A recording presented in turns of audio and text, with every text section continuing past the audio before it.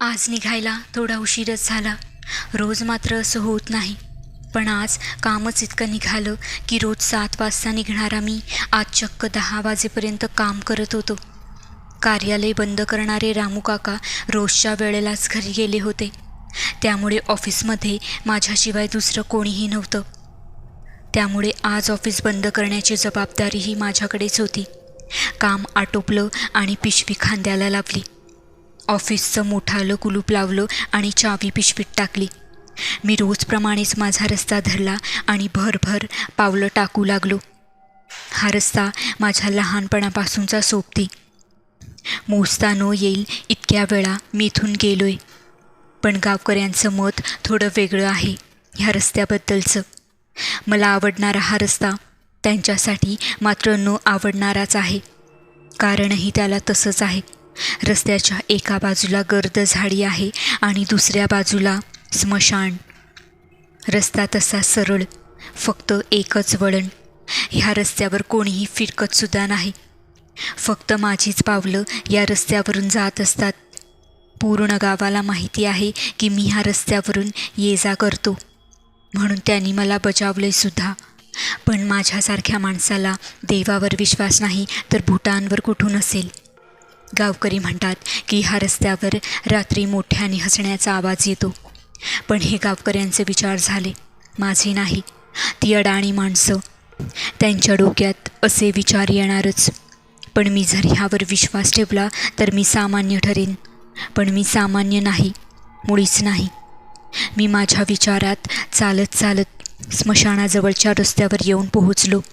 पुढे जाणार तितक्यात माझी पावलं थांबली.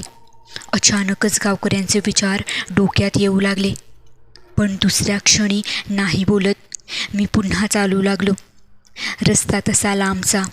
रस्त्यावर काही विजेचे खांब, त्याच्या प्रकाशाने पूर्ण रस्ता पिवळसर झाला होता.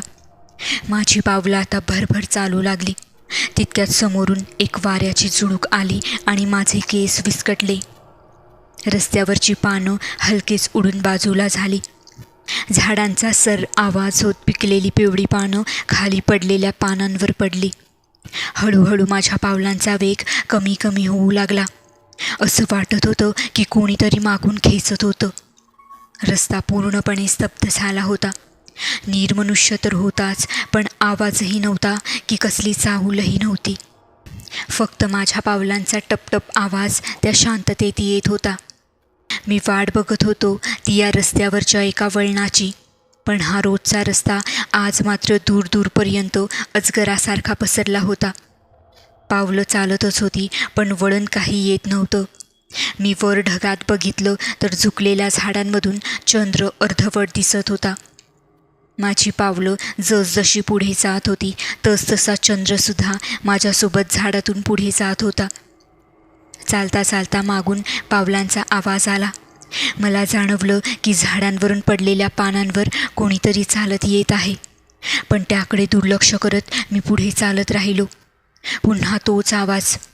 माझी पावलं थांबली. मी मान किंचितशी मागे फिरवली आणि पुन्हा माझी वाट धरली. पण पुन्हा आवाज येताच मी मागे पाहिलं आणि बोललो, कोण आहे? तर मागे कोणीही नव्हतं. मी पुन्हा माझ्या वाटेवर चालण्यासाठी फिरलो. तोच समोरून एक पांढऱ्या साडीतील आकृती, लांब केसांची, सरकन माझ्या समोरून गर्द झाडीत गेली. मी पुन्हा बोललो, पण घाबरतच, कोण आहे? पुन्हा तीच शांतता पसरली. भास झाला असेल असं बोलून मी पुन्हा चालू लागलो. मी वाट बघत असलेलं वळण माझ्या समोरच होतं. मी भरभर पावलं टाकत वळणावर वेगाने डाव्या बाजूला वळलो आणि बघतो तर समोर 10 पावलांच्या अंतरावर पांढरी साडी घातलेली एक बाई उभी होती. मान खाली, लांब केस, हात खाली लोंबकळलेले, अंगभर पसरलेली पांढरी साडी आणि विशेष म्हणजे तिचे उलटे पाय. तिला बघून माझ्या शरीरातून घामाच्या धारा वाहू लागल्या. पाय स्तब्ध झाले. जमिनीत पाय घट्ट रुतले होते. हात चाकचे हलत नव्हते. चेहऱ्याचा रंग सुडाला होता. डोळे मोठे होऊन त्या आकृतीकडे रोखले गेले होते. हळूहळू त्या आकृतीचे पाय हलू लागले. तिचं प्रत्येक पाऊल माझ्या दिशेने येऊ लागलं. भीतीने माझे पाय जागचे हलतही नव्हते. तिची माझ्या दिशेने पडणारी प्रत्येक पावलं माझ्या हृदयाची धडधड वाढवत होती. नजर तिच्याकडेच रोखली गेली. माझ्याजवळ 2 पावलांवर येऊन ती थांबली. तिचे कुरतडलेले केस लोंबकळत होते. ती मान खाली घालून उभी होती. तिने तिचा हात हळूहळू वर घेत तिच्या डोक्यापर्यंत नेला आणि आपल्या शरीरापासून आपलं मुंडकं वेगळं केलं. ते रक्ताने माखलेलं मुंडकं तिने रस्त्यावर फेकलं. पिवळसर रस्ता पूर्णपणे लालसर होऊन गेला. रस्त्यावर पडलेलं ते मुंडकं विक्षिप्त आवाजात हसू लागलं. मी जे काही पाहत होतो त्यावर माझा विश्वासच बसत नव्हता. मुंडक्याचे डोळे माझ्या डोळ्यात एकटक बघत होते आणि ते मुंडकं आणखी मोठ्याने हसू लागलं. थोड्या वेळाने मी सुद्धा मोठ्याने हसू लागलो. माझे हात हळूहळू वर येऊ लागले आणि मी सुद्धा माझं मुंडकं माझ्या शरीरापासून वेगळं केलं आणि माझ्या रोजच्या रस्त्यावर साऱ्या आसमंतात आमच्या दोघांचं हसू मिसळू लागलं. शेवटी ही गर्द झाडी भूतांची, हे स्मशानसुद्धा भूतांचं, हा रोजचा रस्तासुद्धा भूतांचा आणि मी सुद्धा.